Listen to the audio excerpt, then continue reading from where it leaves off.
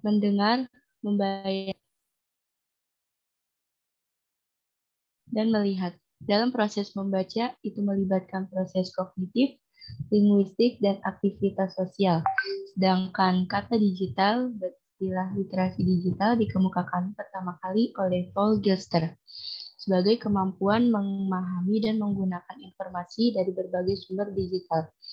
Ia mengungkapkan bahwa literasi digital merupakan kemampuan menggunakan teknologi dan informasi dari piranti digital secara efektif dan efisien dalam berbagai konteks, seperti akademik, karir, dan kehidupan sehari-hari.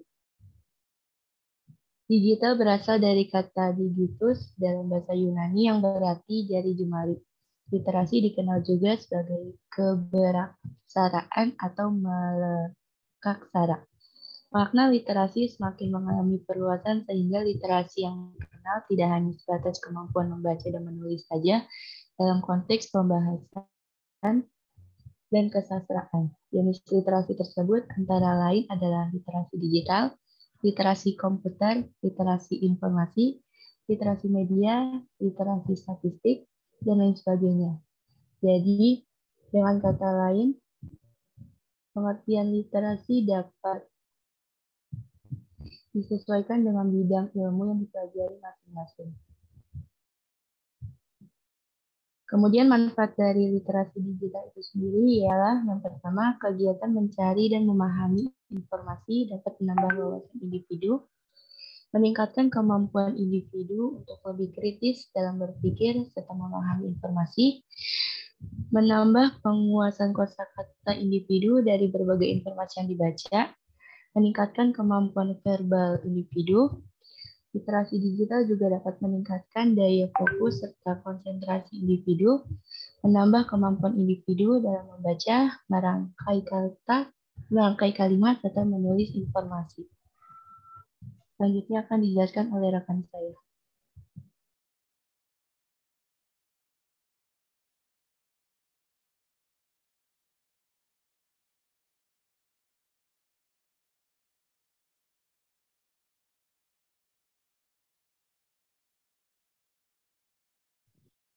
Yang kedua yaitu dimensi dan komponen pembelajaran multiliterasi. Yang pertama, dimensi pembelajaran multiliterasi. Model pembelajaran multiliterasi merupakan model pembelajaran yang mengoptimalkan keterampilan-keterampilan multiliterasi dalam mewujudkan situasi pembelajaran scientific process. Keterampilan-keterampilan multiliterasi yang digunakan yaitu keterampilan membaca, menulis, berbicara, dan penguasaan media informasi serta komunikasi. Beberapa sub keterampilan membaca dibagi menjadi yang pertama, keterampilan memilih strategi membaca yang tepat. Kedua, keterampilan memahami organisasi teks. Ketiga, keterampilan mengkritisi teks. Keempat, keterampilan membangun makna kata. Penggunaan keterampilan berbicara untuk mendukung kompetensi abad ke-21 harus dilakukan melalui penggunaan berbicara sebagai sarana berpikir kritis dan rasional dalam mengungkapkan berbagai ide dan gagasan yang dimilikinya. Dalam konteks ini, jenis-jenis keterampilan berbicara yang digunakan antara lain yaitu debat, diskusi, presentasi, dan jenis percakapan lainnya.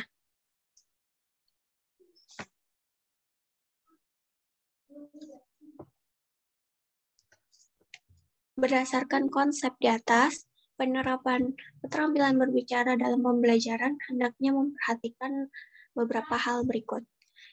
Yang pertama, berbicara hendaknya digunakan sebagai sarana memaknai teks. Yang kedua, berbicara hendaknya digunakan dengan mempertimbangkan giliran peran sehingga terjalin komunikasi efektif. Yang ketiga, berbicara hendaknya digunakan sebagai sarana berpikir kritis melalui kegiatan berdiskusi, berdebat, atau kegiatan berbicara lainnya. Keempat, berbicara hendaknya tetap dilaksanakan dalam koridor etika berbicara sehingga akan terjalin komunikasi yang efektif. Yang kelima, berbicara hendaknya disertai kesempatan pasca berbicara yang bersifat terbuka, kritis, dan juga etis. Penguasaan media dan media digital sebagai alat pendukung penguasaan kompetensi abad ke-21 dapat memainkan peran pentingnya jika berbagai media ini dijadikan alat berpikir kritis dan digunakan dalam berbagai kegiatan inquiry yang dilakukan oleh siswa.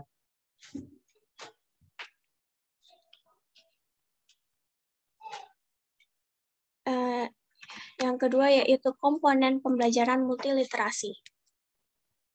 Moroko dalam Yunus Abidin mengemukakan bahwa pembelajaran multiliterasi dapat dilaksanakan jika memiliki kerangka yang jelas. Berdasarkan keyakinan tersebut, diketahui bahwa kerangka pembelajaran multiliterasi memiliki beberapa komponen. Keenam komponen tersebut yaitu tujuan, pertanyaan penting, siklus belajar, sumber belajar, penilaian, dan komponen keluaran. Berdasarkan komponen dan karakteristik di atas, pembelajaran multiliterasi memiliki prinsip-prinsip sebagai berikut. Yang pertama, pembelajaran multiliterasi dilaksanakan melalui pemanfaatan keterampilan berbahasa sebagai sarana pengembangan pengetahuan. Yang kedua, proses pembelajaran multiliterasi melibatkan siswa secara utuh dalam pembelajaran dari tahap penentuan tujuan hingga membuat kesimpulan hasil belajar. Yang ketiga, pembelajaran multiliterasi ditekankan untuk mengembangkan kompetensi pemahaman konsep, kemampuan berpikir kritis dan kreatif, serta pengembangan kemampuan berkolaborasi dan berkomunikasi. Yang keempat, pembelajaran multiliterasi didasarkan atas strategi-strategi pembelajaran literasi bahasa, sehingga siswa dapat menggunakan berbagai cara dalam membangun dan mengkonstruksi pengetahuan secara mandiri. Yang kelima, pembelajaran multiliterasi merupakan pembelajaran integratif, interdisiplin ilmu, sehingga pemanfaatannya dapat melingkupi sebagai disiplin ilmu. Yang keenam, pembelajaran multiliterasi senantiasa melibatkan seluruh komponen sekolah dan lingkungan masyarakat sebagai sumber belajar alamiah dan otentik. Yang ketujuh, pembelajaran multiliterasi dikemas dengan berbasis pada pembelajaran mandiri sehingga memberikan banyak tantangan kepada siswa dalam rangka membentuk rasa percaya diri, keberanian mengambil resiko, dan memberikan peluang untuk belajar sepanjang hayat. Melalui model pembelajaran ini, diharapkan siswa benar-benar memiliki berbagai kecakapan otentik yang bukan hanya berfungsi di dunia sekolah, tetapi juga berfungsi di kehidupan sehari-hari.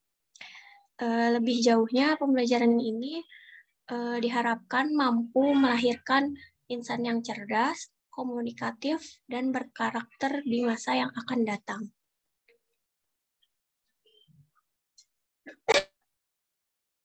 Kemudian dimensi dan komponen model-model pembelajaran multiliterasi.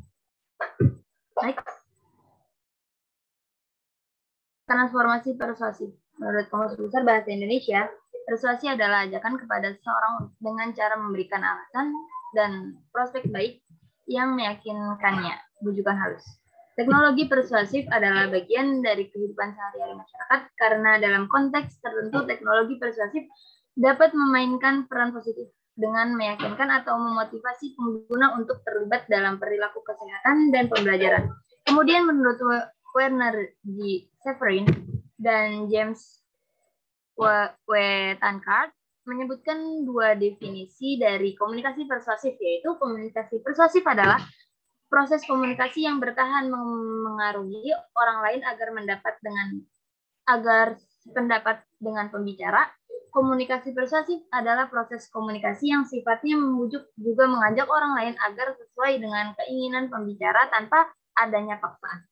Dapat disimpulkan bahwa definisi komunikasi persuasif adalah proses komunikasi yang menggunakan kata-kata persuasif dengan tujuan memengaruhi pendengarannya sesuai keinginan pembicara. Next. Tujuan komunikasi persuasif sebagai berikut. 1. Merangsang 2. Meyakinkan. Ketiga, ajakan bertindak. Observasi kritis. Observasi kritis adalah kemampuan untuk memperhatikan detail halus yang memungkinkan kita untuk mengatur situasi dengan lebih bijaksana. Secara umum, observasi memiliki ciri-ciri antara lain, yaitu bersifat objektif, mengandung fakta, runtut dan sistematis, hasilnya dapat dibuktikan kebenarannya, disajikan secara menarik dan berbobot dan berkualitas. Next. Rangsang gagasan atau ide. Rangsang gagasan atau ide merupakan rangsang awal yang menimbulkan gagasan atau permulaan langkah sebelum menuju rangsang yang lain. Gerak dirangsang dan dibentuk intens untuk menyampaikan gagasan atau menggelar cerita.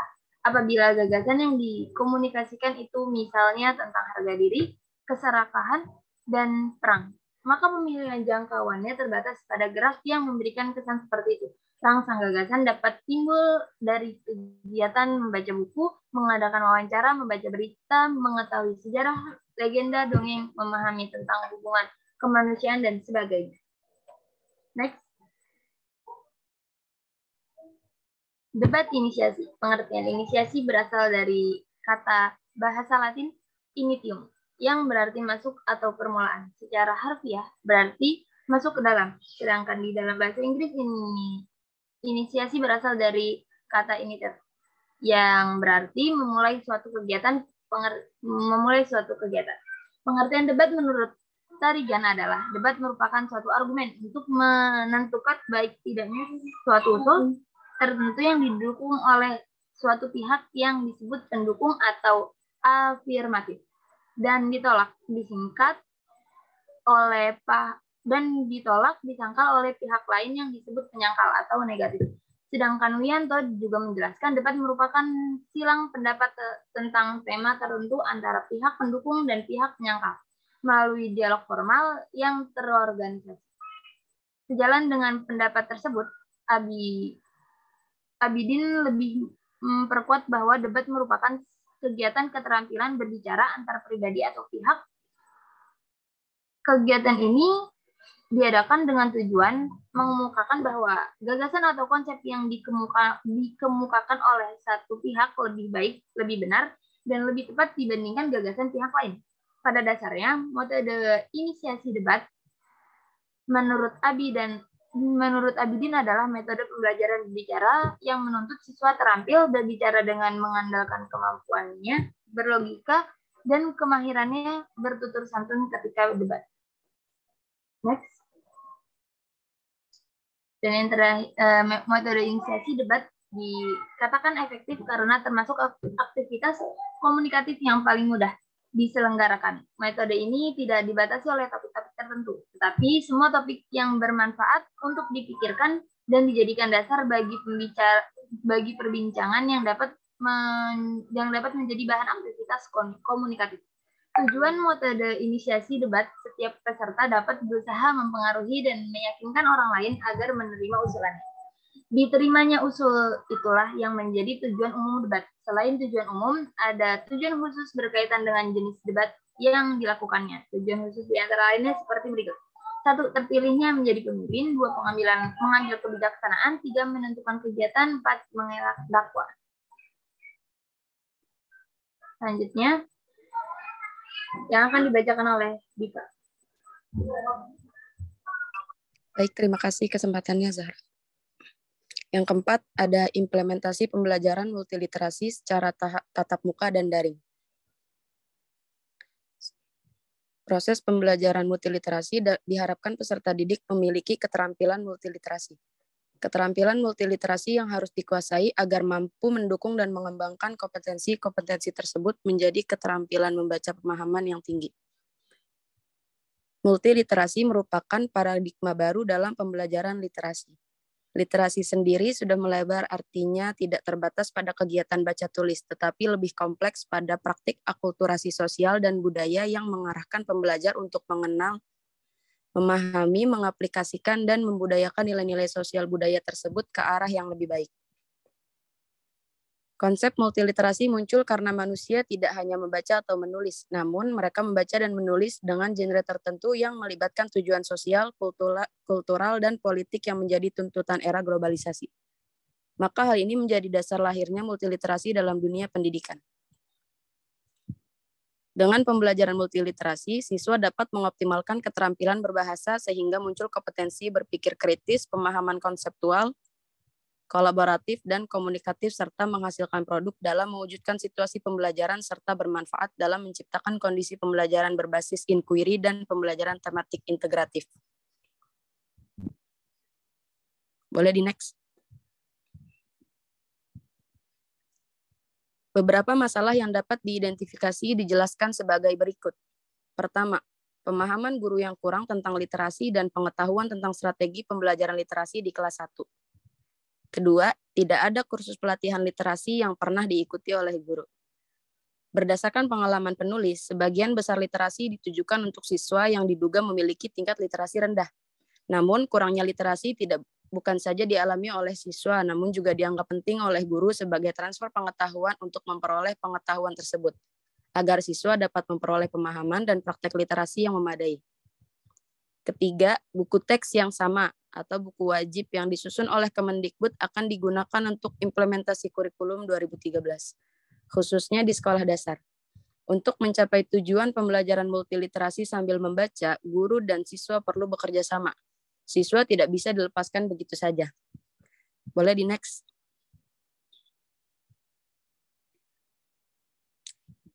Oke, sekian dari kami.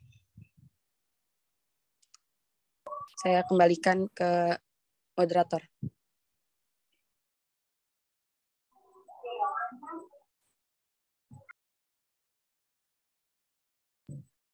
Baiklah,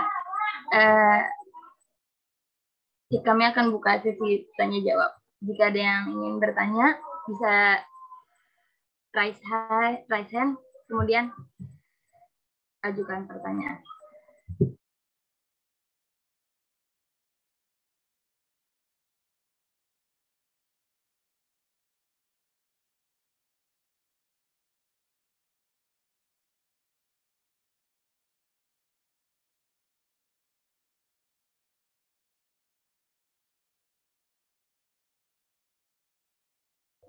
Baik, kepada Saudara Haji Muhammad, dipersilahkan untuk mengajukan pertanyaan. Baik, terima kasih. Bismillahirrahmanirrahim. Assalamualaikum warahmatullahi wabarakatuh. Saya Haji Muhammad Surya Saputra dari kelompok 1, izin bertanya. Bagaimana terkait literasi ya? Bagaimana caranya kita meningkatkan kekonsistensian dalam diri kita untuk membaca buku gitu. Apalagi yang kita baca itu pembahasannya agak berat gitu. Sedangkan kita udah menargetkan, misalnya sebulan ada satu buku yang harus diselesaikan. Nah itu caranya gimana? Cara meningkatkan kekonsistenan diri kita untuk bisa terus membaca buku tersebut. Terima kasih. Assalamualaikum warahmatullahi wabarakatuh. Baik, terima kasih kepada Haji Muhammad. Kami akan tampung pertanyaannya. Kemudian kepada Saudara Rizka Putra Torik, dipersilahkan. Baik, bismillahirrahmanirrahim. Assalamualaikum warahmatullahi wabarakatuh. Perkenalkan, nama saya Rizka Putra Torik dari kelompok 6. Saya ingin bertanya, bagaimana cara dari kelompok kalian untuk mensosialisasikan literasi digital kepada guru-guru yang ada di pelosok? Karena kan guru-guru yang ada di pelosok itu kan mungkin kekurangan kayak misalnya jaringan internet dan sebagainya. Nah, kalau dari kelompok kalian itu bagaimana mensosialisasikan dan mengimplementasikan literasi digital kepada guru-guru yang ada di pelosok? Terima kasih.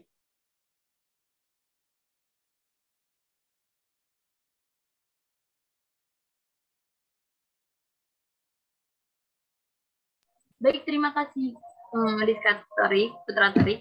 Kemudian kepada Saudari Izzah, dipersilahkan. Baik, terima kasih atas kesempatannya. Sebelumnya, perkenalkan nama saya Izzah Nisa. Saya dari kelompok 11. Di sini saya ingin bertanya mengenai pembelajaran multiliterasi. Nah, menurut kalian, apa sih keterampilan yang dibutuhkan untuk di mana dalam melaksanakan pembelajaran multiliterasi itu dapat diterapkan secara efektif. Sekian.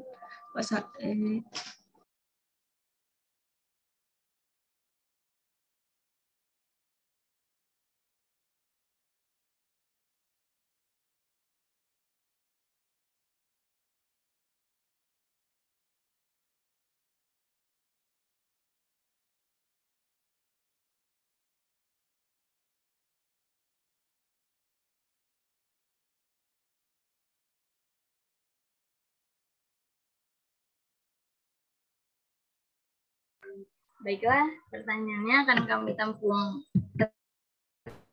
terlebih dahulu dan akan kami diskusikan.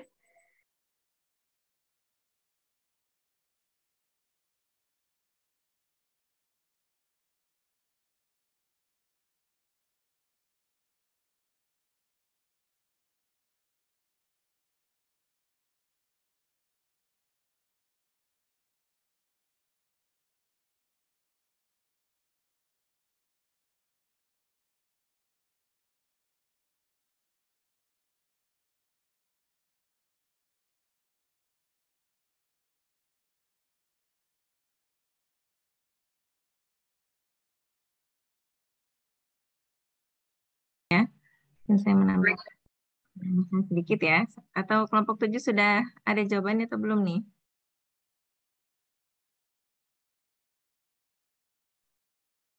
Masih butuh waktu? Kalau masih butuh waktu, saya mau mengisi sedikit ya. Ya, teman-teman, hari ini pembahasan kita mengenai literasi digital dan model pembelajaran multiliterasi.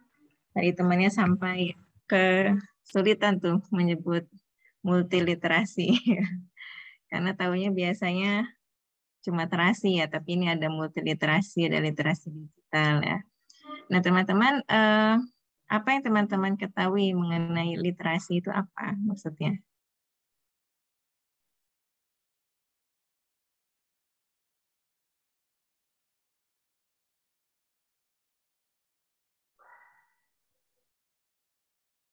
Halo, suara saya terdengar? Terdengar sih, Bu. Iya. Tadi dibahas itu mengenai literasi digital. Kalau literasi itu ya pada awalnya ya makna literasi kan hanya terbatas pada baca tulis ya, baca tulis saja. Nah, namun kemudian ya sekarang sudah berkembang ya menjadi banyak hal ya yang disesuaikan kepada bidang keilmuannya seperti literasi digital ya, ada literasi statistik, literasi media dan banyak lagi yang lainnya. Maka jika dimaksud dalam pembahasan hari ini ya literasi digital ya berarti bagaimana pemanfaatan ya teknologi informasi ya sebagai sumber ilmu pengetahuan ya. Jadi bagaimana informasi itu dibaca kemudian dikembangkan dan bagaimana juga mengungkapkan ide pemikiran ya dengan bantuan teknologi itu sendiri.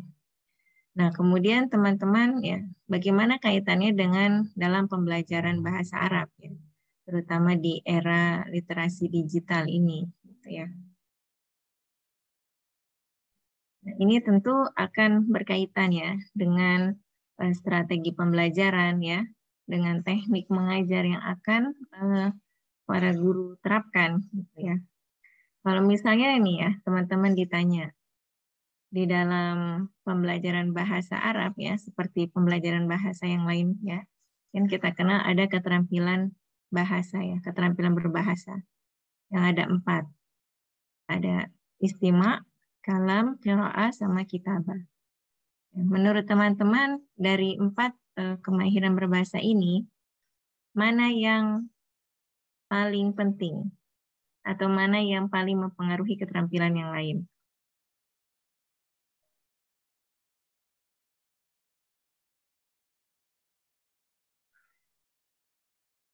Ya, silakan.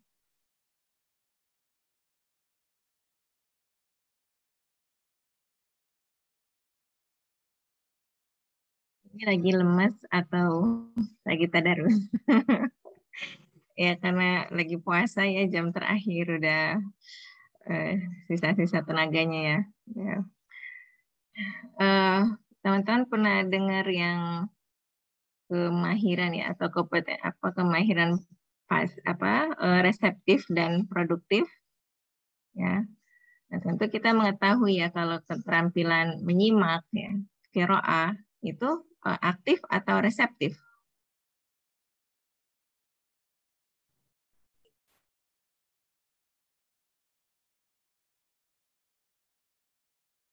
Udah pernah dengar atau belum ya? Ya jadi kalau reseptif, yang mirip-mirip apa tuh artinya? Berarti kan kalau produktif berarti memproduksi ya, berarti kemahiran memproduksi bahasa.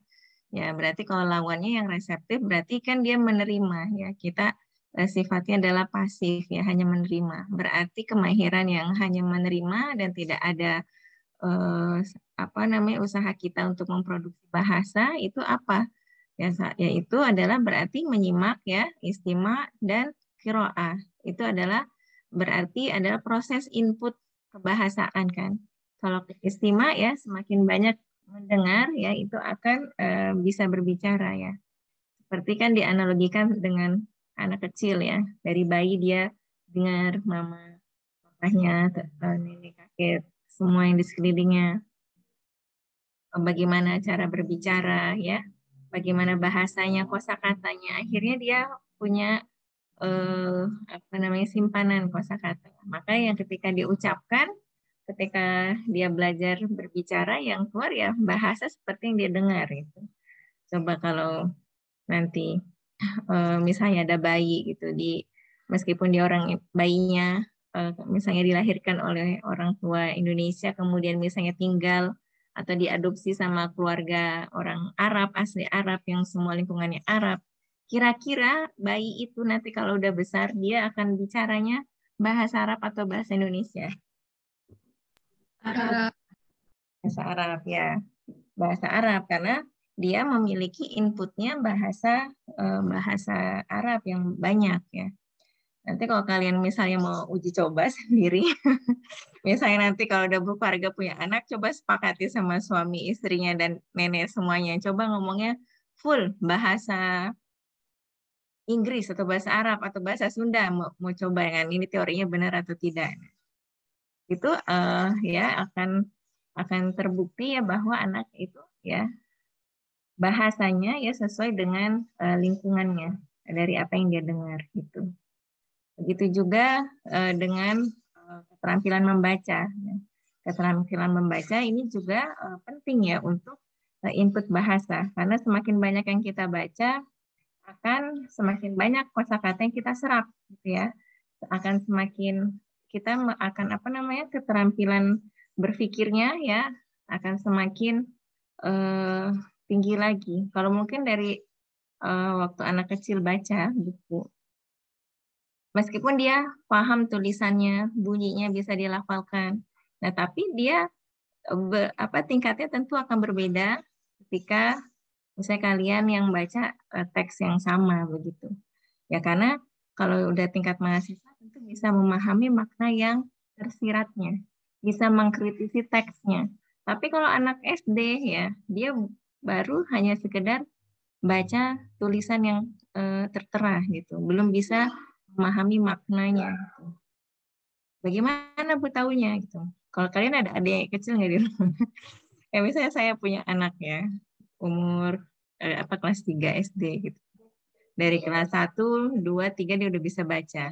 Tapi waktu saya tanya, misalnya ada beberapa kosakata di dalam teks, paham nggak ini nak? Itu nggak paham. Tapi padahal dia bisa baca gitu karena ini juga adalah bukti ya bahwa di dalam membaca pun ada tingkatannya gitu dari misalnya hanya melafalkan ya, hanya melafalkan atau hanya membaca nyaring kemudian sampai mengkritisi suatu teks itu. Maka sama dalam bahasa Arab juga seperti itu kan. Maka misalnya di qiraah ya, kalau di qiraah di prodi kita ada qiraah 1, 2, 3 sampai 4 gitu ya. Itu pun kompetensinya yang dituntut ya yang harus dimiliki dalam mata kuliah itu akan berjenjang gitu. Misalnya kalau di qiraah 1 hanya dilihat bagaimana pelafalannya, bagaimana bacaannya, makhrajul huruf dan seterusnya gitu ya. Mungkin ada pemahaman kosakata secara sederhana gitu. Nah, nanti kalau qiraah 3, 4 itu akan lebih dalam lagi. Itu harus mengkritisi teksnya gitu kan, harus mencari mungkin ide pokok dan seterusnya.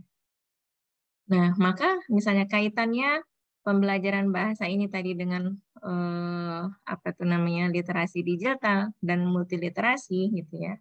Kalau multiliterasi berarti kan kita memahami itu semua tadi keterampilan berbahasa yang dimulai dari membaca, menulis,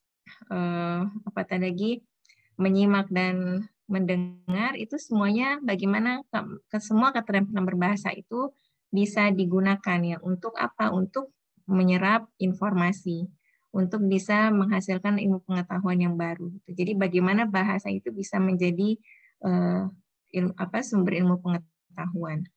Nah, kemudian ya ini saya saya ajak kalian flashback lagi ya. Di dalam di masyarakat kita di Indonesia ya. Menurut teman-teman, apakah pembelajaran bahasa Arab itu penting atau tidak penting?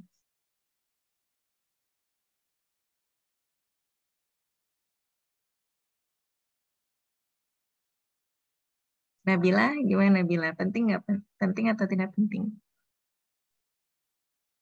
Atau penting nggak penting? Beda ya, penting nggak penting atau tidak penting? Penting atau tidak, Nabila? Menurut saya penting, Ustazah. Menurut Nabila penting ya, bagus ya. Seberapa penting, Nabila? Dari tanya penting, seberapa penting ya? Nah, teman-teman, kalau pembelajaran bahasa Arab di Indonesia tentu ini sangat berkaitan ya. Salah satunya dengan dengan adanya ya mayoritas penduduk Indonesia yang beragama Islam ya, orang Muslim ya. Jadi di sini kita menyadari ya bahwa pendidikan bahasa Arab atau pembelajaran bahasa Arab di Indonesia berkaitan dengan apa tadi? Kebutuhan keagamaan ya. Maka pembelajaran bahasa Arab di Indonesia dari dulu ya sampai sekarang beberapa juga masih ada. Fokus utamanya adanya di mana?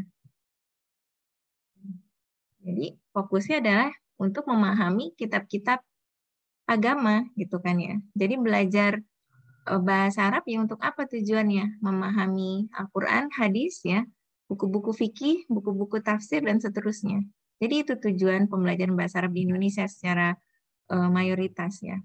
Nah, maka ini juga bukan hanya di Indonesia tapi juga di beberapa negara ya, karena memang tadi kebutuhan awalnya yang dirasakan adalah mempelajari bahasa untuk tadi pemahaman keagamaan. Maka metode pembelajaran yang dipakai di situ ya masih terbatas pada thoriqah, qawaid, wa terjemah gitu kan. Jadi metode qawaid dan terjemah yaitu tata bahasa dan terjemah gitu. Maka mungkin kita masih ingat ya. Saya kurang tahu kok kalian, tapi kalau saya dulu belajar bahasa Arab waktu masih kecil, itu fokusnya hanya apa? Hafalin wazan, ya auzanul af'al, kemudian hafalin kaidah mubtada huwa ismun marfu'un fi awalil jumlah gitu kan ya. Hafal nggak kalian? Terus khobarun gitu, ismun ya'ti ba'dal mubtada dan seterusnya. Itu yang kita pelajari dalam bahasa Arab.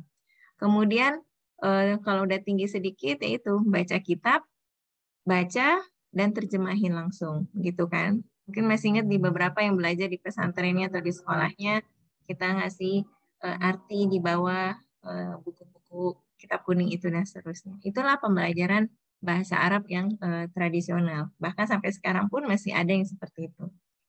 Nah, kemudian tentu kebutuhan terhadap pembelajaran bahasa Arab ini akan berkembang dan meningkat ya sesuai dengan tadi kemajuan teknologi dan seterusnya ya. Nah, akhirnya kan diperbarui kan karena tentu dirasa bahasa Arab ini perlu untuk kebutuhan komunikasi ya. Nah, maka muncullah metode mubasyirah ya, metode langsung. Maka kita temukan di beberapa pondok pesantren ya. Mungkin di sini ada yang dari pesantren nggak ya? Ada ya. Coba yang ada, tunjuk tangan.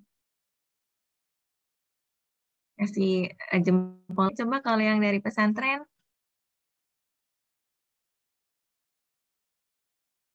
Coba. Nggak ada. Ini benar nggak ada semuanya. Saya soalnya mau konfirmasi. Ada. Ya, siapa? Oh, Diva. Ya, Diva. Diva dulu di pesantrennya ini nggak berkomunikasi dengan bahasa Arab dalam kesehariannya? Iya, Ustazah. Iya. Bagaimana perasaannya? Lancar bahasa Arabnya berarti? Lumayan. Lumayan, Masya Allah ya. Itu adalah ya tadi penerapan dalam metode langsung. Jadi bagaimana bahasa Arab itu digunakan di dalam untuk berkomunikasi. Nah, tapi ternyata metode ini masih terbatas. Kenapa terbatas? Yaitu karena di situ ya hanya sebatas komunikasi yang bersifat sederhana dan konkret. Biasanya makanya tadi diterapkan di dalam komunikasi sehari-hari. Jadi bagaimana anak-anak itu bisa ngobrol dengan teman-temannya, bisa ngantri di kamar mandi pakai bahasa Arab dan seterusnya. Namun yang dikritisi adalah kadang-kadang bahasa Arab yang digunakan di dalam komunikasi tersebut ya masih sangat Indonesia gitu. Jadi seperti bahasa Indonesia yang diarabkan. Gitu. Maka kadang kita ingat ada tambah-tambahan gitu. Antasi, ana antaziruki ya, ana antaziruki kodiman, mutu zaman, ta'ti gitu kan. Itu seperti itu ya. Cuma kurang tahu kalau di Diva masih seperti itu nggak bahasanya di pesantrennya. Ya. Ini tentu menjadi catatan juga gitu ya, karena tidak semua yang dengan pola pembelajaran yang tadi Thariqah Mubasyiroh ini peserta didiknya atau siswanya itu mampu berkomunikasi untuk misalnya tingkat yang lebih serius lagi, seperti misalnya untuk bagaimana dia mengungkapkan ide-ide gitu, bagaimana dia berdebat dan seterusnya. Maka kemudian muncul lagi metode yang baru, yaitu metode Thariqah Sam'iyah Syafawiyah. Jadi audiolingual dan audio lingual gitu. Jadi dia menyimak dan langsung mengucapkan gitu. Jadi pembelajarannya itu ya di situ disesuaikan bagaimana bisa berkomunikasi sesuai dengan penutur asing gitu. Nah, kemudian ternyata masih ada kesulitan lagi karena kan lingkungan kita bukan lingkungan bahasa Arab yang nyata ya. Maka muncul ada Thariqah Ittisaliyah. Jadi bagaimana pembelajarannya itu bahasa Arabnya dibuat semirip mungkin dengan cara berkomunikasi penuturnya gitu. Maka sekarang sudah banyak bermunculan misalnya buku-buku pembelajaran bahasa Arab yang dilengkapi dengan CD-CD gitu ya. Jadi supaya memberikan ya pemahaman dan nuansa pembelajaran bahasa Arab yang nyata yang sesuai dengan komunikasinya. Mungkin di sini sebagian ada yang waktu itu istimewa dengan saya saya tampilkan kan dialog-dialog meskipun kartun tapi bahasanya itu ya sudah sesuai dengan konteks komunikasi penutur aslinya seperti itu ya. Nah, maka dari sini kita bisa memahami ya teman-teman, karena kan kita semua insya Allah calon guru bahasa Arab ya. Meskipun nanti ke depannya ya wallahu a'lam mungkin akan ada yang jadi penerjemah, akan jadi penceramah, ya bisnismen dan seterusnya. Tapi kalau ketika masuk ke UNJ ya sebagai lembaga perguruan tinggi kependidikan, maka harus siap untuk menjadi calon guru. Kita di sini bisa memahami ya bahwa metode-metode pembelajaran bahasa itu sangat berkembang dan akan terus berkembang ya sesuai dengan kebutuhan dan tantangan zamannya gitu ya. Maka tadi kita lihat yang awalnya dirasa cukup dengan pembelajaran qawaid wa tarjamah itu ya, tapi ternyata kebutuhan masyarakat sekarang kan bagaimana bahasa Arab itu juga bisa digunakan dalam berkomunikasi gitu. Maka di sini menjadi tantangan kita ya, bagaimana kita bisa jadi nanti guru bahasa Arab yang mengajar dengan cara yang lebih interaktif, cara yang lebih modern gitu. Ya, jadi jangan kembali lagi di sini udah panjang lebar dibahas tentang teori pembelajaran, metode pembelajaran. Tapi khawatirnya nanti waktu di kelas ujung-ujungnya diterjemahkan lagi gitu ya, hanya menghafal kaidah dan seterusnya. Ini tentu kita tidak harapkan gitu ya. Karena sebagus apapun teori yang kita bahas di perkuliahan ini, kalau tidak diterapkan nanti saat praktek mengajar di sekolah-sekolah, itu tentu tidak akan membawa hasil perubahan di dalam pembelajaran bahasa Arab ini, begitu kan ya. Nah, maka di dalam mata kuliah perencanaan pembelajaran bahasa Arab ini, ya kita membahas kan banyak macam-macam metode-metode pembelajaran yang modern, yang memang disesuaikan dengan kurikulum yang terbaru. Gitu. Nah, mungkin di awal sudah disampaikan, kenapa kurikulum itu selalu berubah-ubah. Gitu. Ya, kita tentu tidak boleh berpikiran negatif, oh ini pasti ganti menteri, ganti peraturan. Bukan hanya itu saja, bukan hanya hal seperti itu. Tapi kurikulum itu memang selalu akan berubah karena tadi perubahan kebutuhan zaman, kebutuhan nanti bagaimana di dunia pekerjaan dan seterusnya. Gitu. Maka kan pendidikan itu ya harus bisa menjawab tentunya di kebutuhan di dunia pekerjaan. Jadi harus ada sinkron. Makanya tadi di awal juga dibahas mengenai keterampilan abad 21 dan seterusnya. Gitu. Jadi bagaimana pembelajaran ini bisa disesuaikan dengan kebutuhan zaman. Nah, hari ini kita membahas yang metode multiliterasi gitu ya. Ini tentu sangat cocok sekali dengan pembelajaran bahasa Arab ya. Tinggal bagaimana nanti kita bisa menerapkan itu di dalam pembelajaran. Tadi ada metode transformasi generatif ya, ada rangsang gagasan, gitu. Ada observasi kritis, ada debat dan seterusnya. Ya. Jadi makanya kita harus ya memahami ini dan berusaha nanti sebaik mungkin bagaimana untuk menerapkannya di dalam pembelajaran. Ya baik, itu selingan dan tambahan dari saya ya. Saya kembalikan ke kelompok 7 untuk menjawab tadi pertanyaan dari teman-temannya.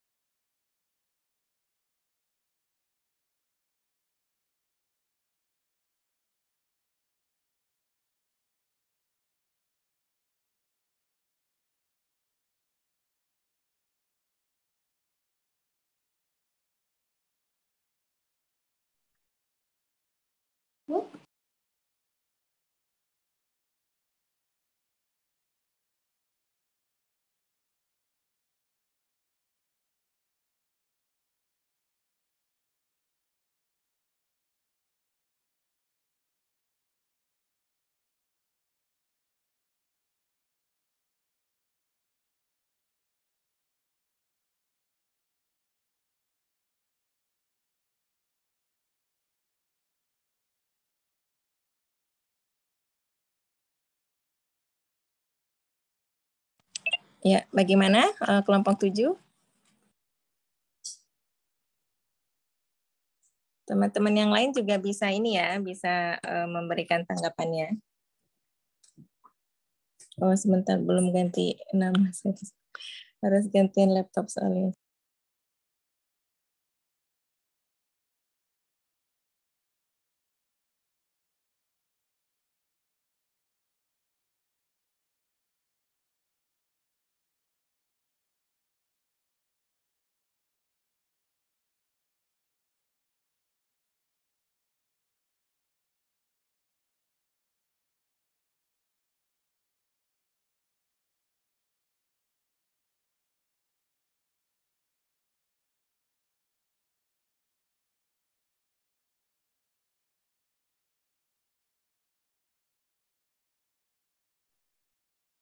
Baik, pertanyaan pertama akan dijawab oleh Diva Salsabila.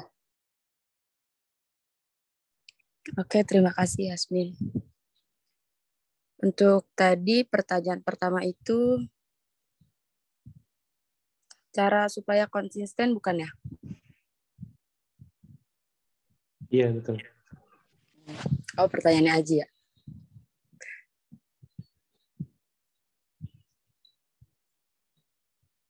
Kalau untuk konsisten membaca itu, emang konsisten ini kan rada susah ya. Cuma kita bisa bikin kayak target.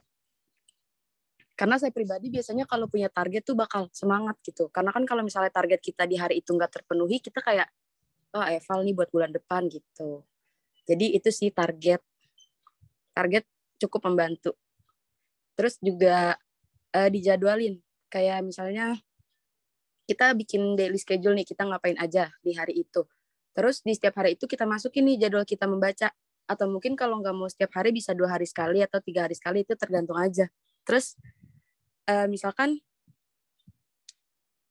kita itu kita itu bisa dan kosong itu misalnya di waktu sore atau pagi atau malam, kapan aja itu boleh. Yang penting disesuaikan juga sama kesibukan kitanya. Dan itu harus tetap ya, kayak misalnya mau baca 2 hari sekali nih. Di hari Senin kita itu jadwalin membaca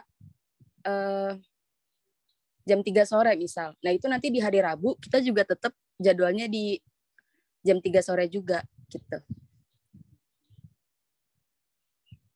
Terus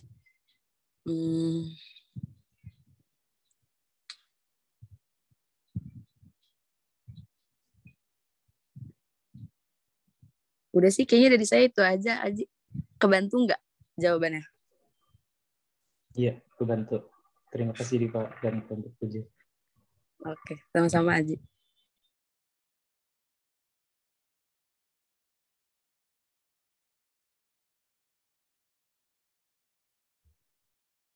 Baik, terima kasih kepada Diva dan Aji. Selanjutnya, pertanyaan 3 akan dijawab oleh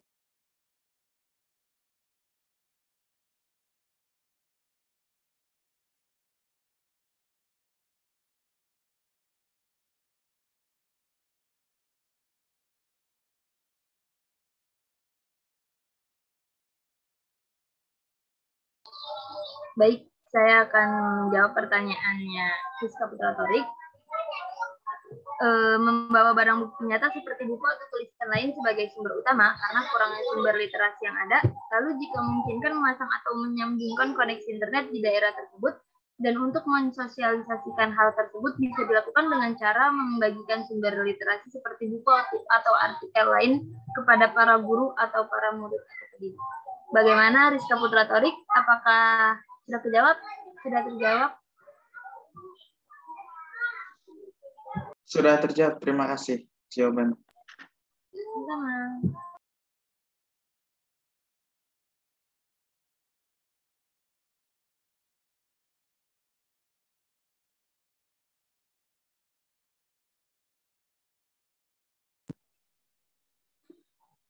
Ya, sudah semua terjawab? Tadi ada berapa pertanyaan ya? sisa satu lagi Ustazah. Ya, ada berapa lagi? Ini saya putus-putus dengarnya. Sisa satu pertanyaan lagi Ustazah.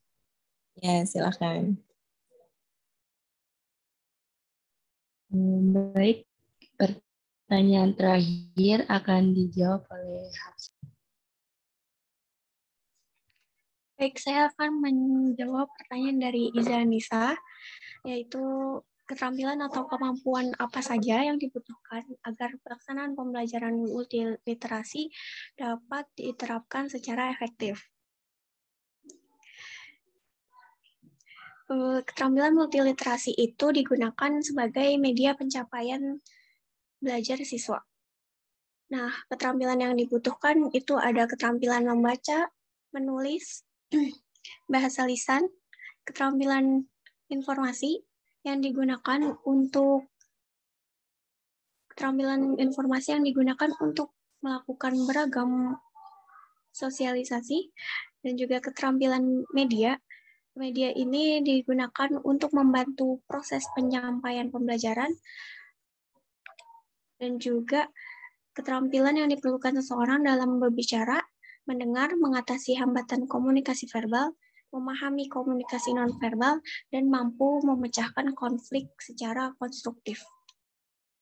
Apakah sudah terjawab, Iza Anissa? Terjawab, terima kasih Hafsah Sarah.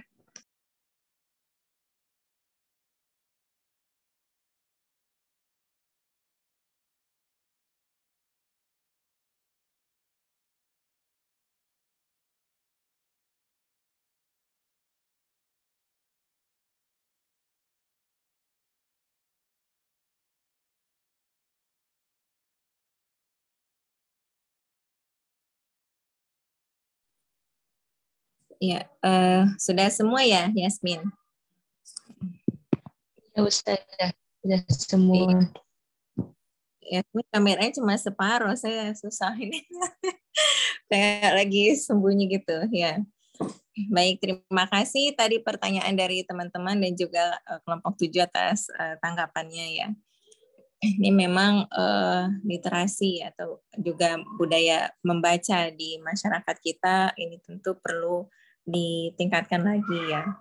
Kalau kayak gitu ya kita mulai ya dari lingkungan terkecil kita, dari diri sendiri, dari keluarga dan seterusnya. Kita harus biasakan juga membaca ya. Membaca dari yang paling kecil ya, paling sederhana gitu, dibiasakan kepada anak-anak sedini mungkin ya. Karena kalau tidak terbiasa dari kecil akan sulit ya, akan sulit tiba-tiba oh saya jadi hobi membaca ya. Kalau dulu biasanya hobi membaca itu cuma sebagai pemanis biodata. Hobinya apa? Membaca gitu ya. Tapi padahal mungkin tidak semua orang hobinya membaca begitu ya. Apalagi sekarang tantangannya adalah itu kan anak-anak lebih memilih gadget tentunya ya, lebih milih YouTube daripada buku bacaan gitu. Ya ini juga tantangan yang saya rasakan secara pribadi, bagaimana membiasakan seperti ini gitu, dari cara yang paling paling sederhana sampai yang paling ekstrim. Yang ekstrim yang saya lakukan itu adalah saya cabut TV kabel di rumah supaya tidak ada alasan nonton TV lagi gitu ya. Meskipun tetap masih curi-curi handphone orang tuanya ya. Cuma tentu kita tidak bisa memungkiri ya kebutuhan anak terhadap teknologi ya. Mereka memang harus memahami itu. Nah, maka disampaikan pentingnya literasi digital itu ya bagaimana pemanfaatan media-media sosial, menggunakan game, menggunakan gadget dan seterusnya untuk tujuan pembelajaran gitu. Maka di sini penting sekali kita memberikan pemahaman ya kepada anak-anak, yang kepada diri kita sendiri juga tentunya ya, bahwa teknologi ini juga dibuat untuk ada tujuannya gitu ya. Jadi jangan hanya digunakan untuk dalam tanda petik efek sampingnya gitu ya, untuk hanya kesenangannya saja, tapi juga perlu difungsikan sesuai tujuannya apa begitu. Nah, teman-teman mungkin saya tutup sedikit ya kalau tidak ada yang pertanyaan lagi ya. Nah, bahwa nih model pembelajaran multiliterasi ini adalah bagaimana kita memanfaatkan tadi keterampilan berbahasa yang 4 itu ya.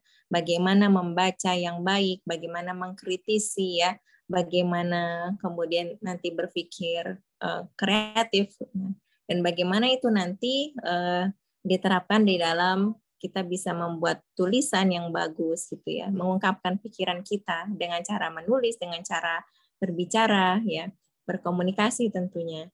Dan juga bagaimana kita bisa mendengar ya untuk mengumpulkan informasi-informasi terkait bidang keilmuan kita untuk sebagai sarana pengembangan pengetahuan begitu ya.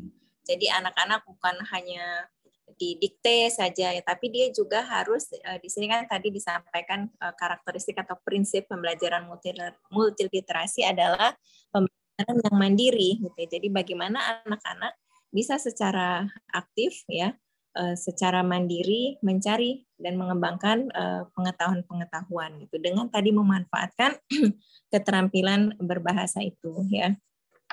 Maka tadi di sini kalau yang terkait metode multiliterasi ya termasuk ada transformasi persuasif. Nah, di sini kan intinya bagaimana keterampilan membaca dikembangkan menjadi keterampilan menulis gitu. Jadi bagaimana tadi teks yang kita baca itu kita tuangkan kembali di dalam tulisan dengan bentuk yang lain gitu.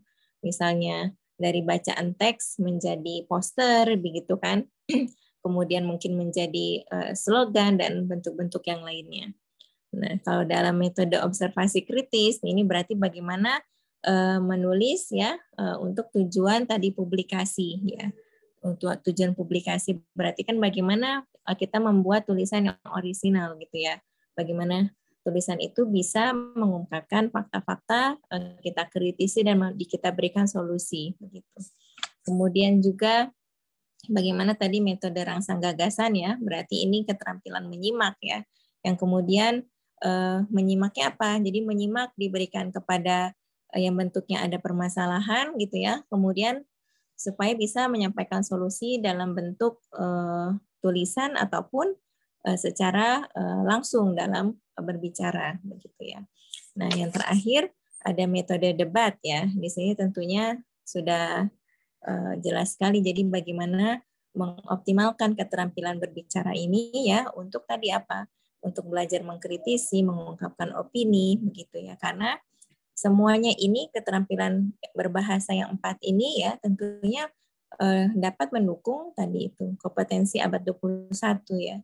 Yang salah satunya itu adalah kemampuan berkomunikasi dan berpikir kritis begitu. Nah, untuk bisa berpikir kritis harus dengan cara apa? Yaitu literasi ya. Bukan hanya membaca dan menulis tapi multiliterasi. Semuanya keempat keterampilan berbahasa ini dioptimalkan sebaik mungkin ya. Nah, itu ya teman-teman pembahasan mengenai multiliterasi hari ini ya. Mudah-mudahan bisa dipahami dengan baik ya. Terutama tadi bentuk-bentuk metodenya ya. Kalau kita review lagi ya, kita sudah membahas tentang metode saintifik, metode kooperatif, dan yang hari ini metode multiliterasi. Semua metode ini ya diharapkan teman-teman bisa memahami dengan baik karena nanti ada tugas untuk menyusun RPP sesuai dengan metode-metode yang akan ditentukan masing-masing. Jadi nanti tidak akan ada yang sama. Tidak ada yang sama RPP-nya ya. Karena dari sekarang makanya dipahami itu semuanya ya. Baik, itu yang bisa saya tambahkan. Mungkin saya kembalikan ke Yasmin ya untuk ditutup pertemuan hari ini. Terima kasih. Wassalamualaikum warahmatullahi wabarakatuh. Assalamualaikum warahmatullahi wabarakatuh. Terima kasih pada Ustazah Fatwa yang telah menambahkan. Baiklah, untuk presentasi kita cukupkan sampai di sini. Kami kelompok 7 mohon maaf apabila selama presentasi terdapat kesalahan. Assalamualaikum warahmatullahi wabarakatuh. Waalaikumsalam. Waalaikumsalam. Terima kasih semuanya. Terima kasih, Ustazah. Ustazah.